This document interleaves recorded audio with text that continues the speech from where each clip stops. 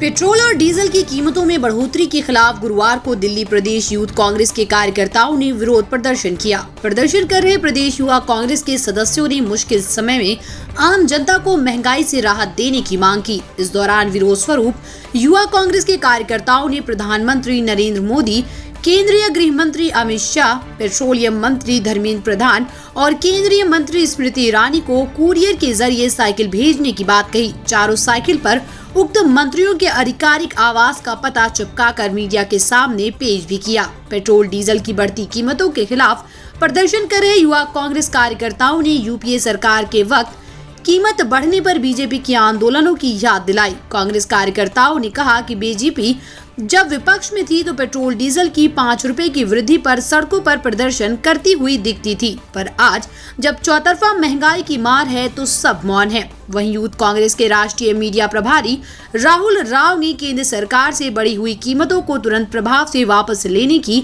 मांग की। उन्होंने कहा कि उत्पाद शुल्क में बढ़ोतरी को वापस करके महंगाई और मंदी से जूझ रहे जनमानस को राहत दी जाए। देखिए, लगातार पिछले 5 माह में 44 बार डीजल और पेट्रोल के दाम इस देश में बढ़े हैं। जब ये विपक्ष में थे तो आए दिन लगातार 10 पैसे भी कांग्रेस की सरकार और मनमोहन सिंह जी के नेतृत्व की यूपीए सरकार में बढ़ते थे तो ये सड़कों पर दिखाई देते थे।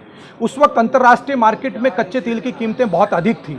अब लगातार अंतर्राष्ट्रीय मार्केट में कच्चे तेल की कीमतें कम हो रही हैं। पाकिस्तान, बांग्लादेश, नेपाल और भूटान जैसे देश अपने देश की जनता को भारत से सस्ता पेट्रोल और डीजल मुहैया करा रहे हैं, लेकिन उसके बावजूद प्रधानमंत्री और उनकी सरकार जो लगातार आत्मनिर्भर भारत बनाने की बात करती है, सशक्त और मजबूत भारत बनाने की बात करती है, वो अपने मुल्क में एक छोटे देशों से महंगा और 5 महीने में 44 बार पेट्रोल और डीजल के दाम बढ़ा रही है। आज देश की जनता जो है, बसों में परिवहन व्यवस्था महंगी हो गई है, मोटरसाइकिल और गाड़ी चलाना मुश्किल हो गया है। तो आज देश की जनता जब साइकिल पर चल रही है तो मैं समझता हूं कि देश के सरकार की जवाबदेही जनता के प्रति है। जनता ने उन्हें चुन के यहाँ भेजा है तो उन्हें भी साइकिल पे चलना चाहिए। बड़ी बड़ी गाड़ियाँ जो सरकार द्वारा मुहैया कराई जाती हैं उनको छोड़ के उनको सरकार को ये आईना दिखाने का काम भारतीय युवक कांग्रेस कर रही है कि वो साइकिल पर चलें और इस जनता के प्रति उनकी जवाबदेही है उसको पूरा करें।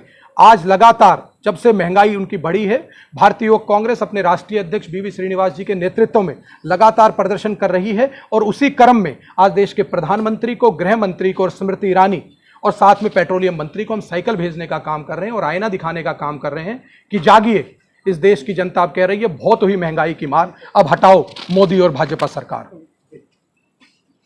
भैया जी, क्या कहना आपका इस बारे में? सीक्वेंस करना था। देखिए, जब कोरोना में पूरे दुनिया में अलग अलग सरकारें अपने प्रधानमंत्री और राष्ट्रपति द्वारा लोगों को मदद करने में लगी हुई है, लोगों के खाते में पैसे डालने के, अकाउंट में पैसे डाल रही है।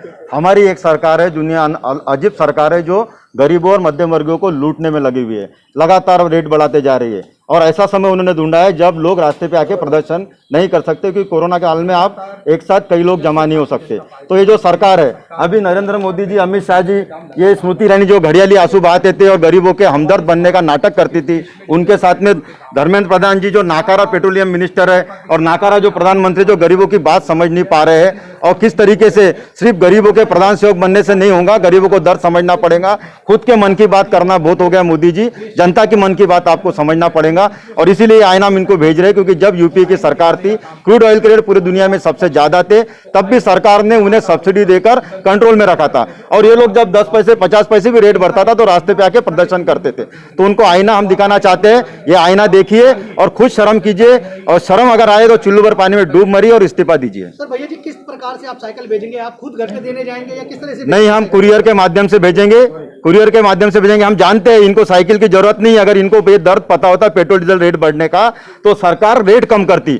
ये तो खुद एसी कार में घूमते हैं, इनके पीछे कई गाड़ियों का ताफा होता है, इनको फर्क नहीं पड़ता है। लेकिन एक सिंबॉलिक तरीके के, जिस तरीके से गरीब लोग अभी डीजल और पेट्रोल के रेट को लेकर त्रस्त है, ऐसे वक्त जब रोजमर्रा की जिंदगी में वो रोज खाने पीने को लेकर जद्दोजहद और संघर्ष कर रहे हैं, रेट बढ़ाना सरकार का गलत काम है। बीजेपी विपक्ष में तो उन्होंने कहा था पेट्रोल हम 45 रुपए लीटर देंगे हमारी सरकार आएगी। देखिए, ये सरकार झूठ बोलने वाली सरकार है। सरकार को गरीबों से कोई लेना देना नहीं, जनता से कोई लेना देना नहीं। इनको जनता से सिर्फ 5 साल में एक बार काम पड़ता है, जब इनको वोट लेना होता है। और ये सरकार सिर्फ सत्ता के लिए काम करती है, जनता के लिए काम नहीं करती है।